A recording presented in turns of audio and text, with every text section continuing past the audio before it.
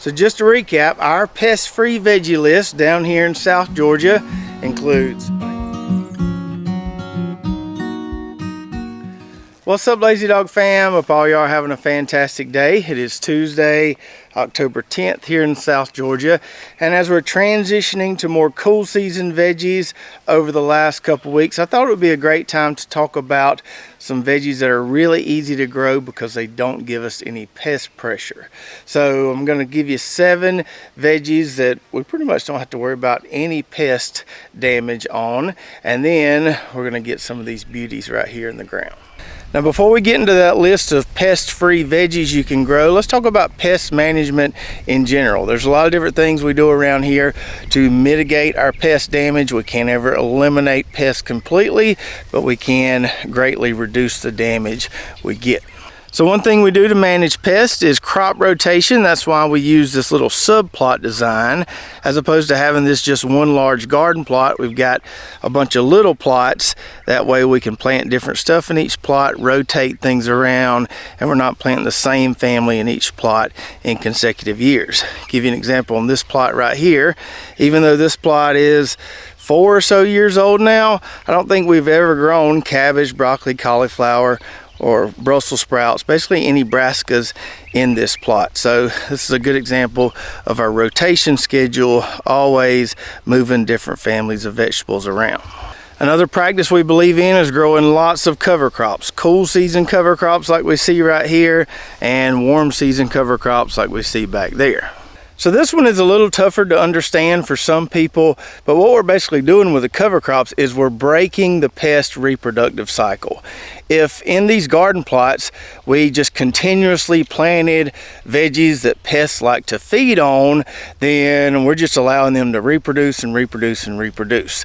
But we can break that cycle by planting cover crops. We don't get near as much pest reproduction, and our pest pressure doesn't exponentially increase year after year. And then another thing we do is we try to have healthy, biologically active soil. So hopefully that results in healthy plants that are able to withstand a little bit of pest pressure. Now, I have seen, and I'm sure you have too, certain people recommending certain gardening techniques that supposedly just eliminate all pest pressure. Now, I haven't found that to be possible down here in the deep south, but if you've got a utopian garden with no pest pressure, good on you. Now, by building healthy, biologically active soils, we can greatly reduce the damage we get from soil-borne pests.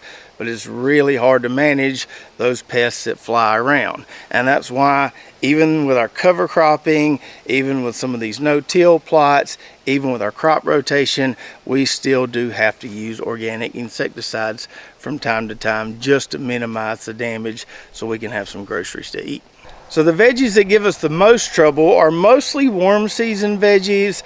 All the cucurbits, squash, cucumbers, things like that. We're going to get an occasional squash vine borer. We're going to get a lot of squash bugs, and we're going to get some pickle worms. And then the nightshades are going to give us problems as well, more so on tomatoes than the other nightshades, but we will get some pest pressure on peppers, eggplant, and potatoes as well. Additionally, in the warm season, we've got to deal with corn earworms, which we had a big problem with this year. And then when we're growing cowpeas, we got to deal with that dreaded pea curculio. And then in the cool season, our pest pressure is greatly reduced, but we still have some things to worry about, mainly on the brassicas, like your broccoli, cauliflower, Brussels sprouts, cabbage, collards, kale. We got to worry about those worms eating on those plants. And if we let the problem get out of hand, they can take them down pretty quick. All right, enough talk about the bad stuff. Let's talk about these 7 veggies that don't ever give us any pest issues. I'm not saying they won't give you any pest issues where you live, but down here, these are 7 veggies we don't ever have to worry about getting pest damage on. So number 1 would be onions. We don't ever really have to worry about any bugs eating on our onions. Occasionally in late winter, early spring, if it's wet and humid, we will see some fungal issues, but that's pretty rare. So a couple weeks ago, before we divided and replanted these Louisiana evergreen shallots, I did see a few army worms on those onion leaves, but they weren't really doing anything. I saw them there, didn't really worry me because, like I said, I know we don't ever have any issues on onions. Don't know where they went, but they didn't really bother our onions. And then adding to that list, we've got more alliums, number 2 garlic, number 3 leeks, Don't ever have to worry about with bugs on any of those either. Now the next two on our list are root veggies, and I wish I had some little carrot sprouts to show you, but ours haven't germinated quite yet. They should start popping through here any day now though. So number 4 on the list would be carrots, and then number 5 would be parsnips. We don't ever have to worry about any bug issues on either of those. Now occasionally in late winter we will get some of those swallowtail caterpillars hanging out on our carrot and parsnip leaves. They'll do a little bit of munching, but they don't ever do any significant damage, so we always just kind of let them hang out, do their thing, and then they'll take off sooner or later. And the last two on our list are leafy vegetables. So number 6 would be spinach. Don't ever have to worry about bugs eating on my spinach leaves.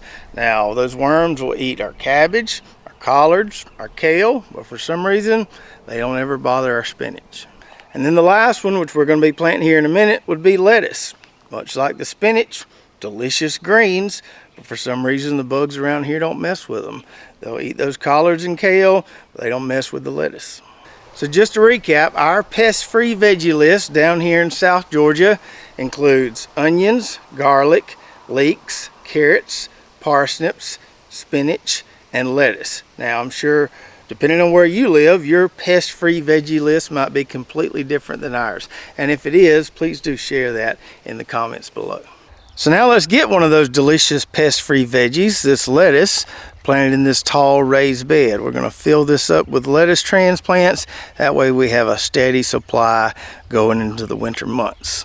So we've got 4 different varieties here that we started in the greenhouse a while back. We've got the Cherokee red lettuce, we've got the Adriana butterhead, we've got the Bauer oak leaf, and then the Sparks romaine. Now I've already checked a few of these. Most of them you can pull right out of the tray. They got a nice root ball. They're ready to go. The oak leaf lettuce isn't quite as big as some of the other stuff, so I may have to be kind of delicate getting that out of the tray, but the rest of this stuff will pull right out of there. So we need to do a little bit of work to get this ready to plant lettuce. Not a lot, but I do want to amend this soil a little bit. So I'm going to pull up my drip tape lines here. I don't think I'm going to add any more drip tape lines. Just going to stick with these 2 lines and then plant a double row of lettuce on each line. So get those lines out of the way there. And we're going to put some pre-plant fertilizer down. I'm just going to sprinkle some Coop Grow over this entire bed here. So I have found with fast growing greens like lettuce that a lot of times just putting down a pre-plant fertilizer is enough. A lot of times we don't ever have to feed them any more than that. So fast growing greens like lettuce, mustard greens, just put you some pre-plant fertilizer down and you should have some nice healthy greens in a month or so. And then on top of that pre-plant fertilizer, I'm going to add 1 40-pound bag of mushroom compost, and we'll get that smoothed out. Then we're going to put our drip lines back down and use a few staples to hold them in place. As we talked about on that last video comparing drip tubing and drip tape, you don't necessarily have to have staples with drip tape, but if I've got some staples on hand, I like to use them just to keep everything nice and straight and neat. Now we're ready to put some lettuce transplants in the ground. You might be thinking I could probably squeeze a 3rd row in here as opposed to having 2 rows, but we grew lettuce in that next bed over, same size last year, did 2 rows, and by the time all these heads got full size, they completely covered the bed. That's why I'm just sticking with 2 rows here. We'll plant a double row on each line of tape, so row here, row here, row here, row here, and when these lettuce heads get big, they'll cover up all the gaps. There won't hardly be any exposed soil here. So we'll start out with these pretty Cherokee lettuce plugs, and I'll show you how we space these when we're doing a double row. That way it doesn't get too crowded. So I'll put them about 8 inches apart or so here, so skip over, put another one there, and then on this side of the double row I'll alternate my spacing. So instead of having one right here right across from that other one, I'll put this one kind of right here, and then we'll just work our way down and fill out both of these rows. All right, so that's what it looks like when we're done. Nothing fancy here, but it does really help to kind of alternate that row spacing when you're doing double rows, just to give each head plenty of room to grow. This may not look like a lot of lettuce, but this will be plenty enough lettuce for us over the next month or so. I may do another round of lettuce at some point, but this will be enough for the time being. Still got a bunch of transplants here, got plenty to share. So like I told you earlier, most often just putting down some pre-plant fertilizer is enough to grow some big, beautiful heads of lettuce. It's not like cabbage where we kind of need to side dress it a little bit as it grows. That pre-plant fertilizer is usually all it needs, unless you've got some really sorry soil. Now, if you don't have a good balanced granular pre-plant fertilizer on hand, you could also use a liquid fertilizer and do a soil drench. That would work as well. So for instance, I could take some of my AgriThrive, mix it up in a bucket, and kind of water along those rows with that solution. And that would be another way to put down a pre-plant fertilizer for planting lettuce. So I hope you enjoyed the video today. Don't forget to let me know in the comments below what your pest-free veggies are. Also go check out our website, lazydogfarm.com, where you can find that coop grow fertilizer that we used earlier. And if you want to see some of those lettuce varieties, full-grown, nice, big, lush heads of lettuce, make sure you watch this video right here. We'll show you a harvest from a previous season. So check that out, and we'll see you next time right here at Lazy Dog Farm.